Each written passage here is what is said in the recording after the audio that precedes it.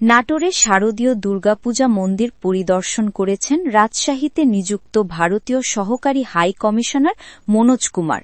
বুধবার বিকেলে তিনি প্রথমে শ্রী শ্রী জয়কালী মাতার মন্দির ও শহরে নিতাবাজার বৈকালী প্রাঙ্গণের দুর্গাপূজা সহ শহরের বিভিন্ন মন্দির এবং দুর্গাপূজার মণ্ডপ পরিদর্শন করেন। মন্দির পরিদর্শনকালে তার সঙ্গে ছিলেন বাংলাদেশ পূজা উদযাপন পরিষদ নাটোর জেলা শাখার সাধারণ সম্পাদক অ্যাডভোকেট প্রসাদ কুমার তালুকদার, বিশিষ্ট ব্যবসায়ী শ্যামসুন্দর আগরওয়াল সহ বিভিন্ন মন্দিরের সভাপতি ও সাধারণ সম্পাদকগণ। মন্দির পরিদর্শনকালে বিপুল সংখ্যক আইন শৃঙ্খলা বাহিনীর সদস্যরা তার নিরাপত্তায় কঠোরভাবে নিয়োজিত ছিল।